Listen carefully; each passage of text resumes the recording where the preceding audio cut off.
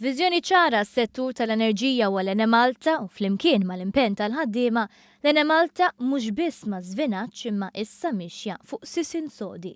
Il-Prim Ministru qal dan wara żjara lil ħaddiema tal-Ene Malta jum wara rimarki pożittivi immens dwar l-operat tal-Ene Malta minn Aġenzija ta' Klassifikazzjoni ta' Kreditu Internazzjonali Standard & Poor's.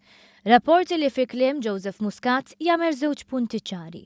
L-ewwel l-iżviluppi li saru fl-Ene Malta kienu neċessarji mhux biss għall-futur tal-kumpanija iżda anke għall-futur tal-ekonomija Maltija. Ir-rapport tal-SMP juri ċaru tont illi hemm bżonn power station ġdida, illi l-pjantana qiegħed jaħdem għax jinkludi l-interconnector imma ma nistgħux noqogħdu fuqu biss.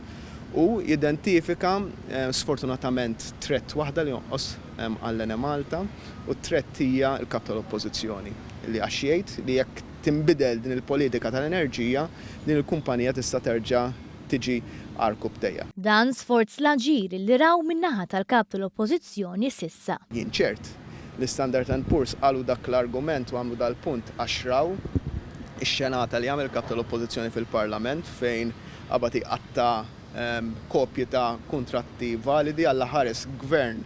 Għall-ħares l-ewwel wieħed meta jsir Prim Ministru kien hemm kuntratti ma naqbilx magħhom, għall-ħares tibda tagħmel dawn it-tip ta' affarijiet u żgur li kien dan li sprunhom għal dan kollu. Filwaqt li fakkar lil ħaddiema fl-aħħar darba li ltaqa' magħhom 4 snin ilu meta wedhom lil futur tal-kumpanija li dak iż-żmien kienet f'xifer ta' falliment seta' tinbidel kif għamlet, wieħed illi xogħolhom huwa assigurat u li għatfadal ħafna iktar ħidma x'issir fis-snin li ġejjin.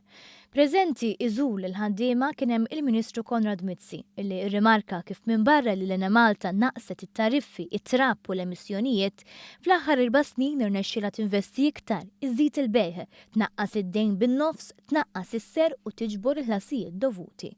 Mizzi sostna li l-impjant Delimara 1 bħalissa jaħdem kollu bil-gass u li sal-ewwel ġimgħa ta' Marzu nofs il-magni ta' Delimara 3 se jkunu qelbu għal gass ukoll.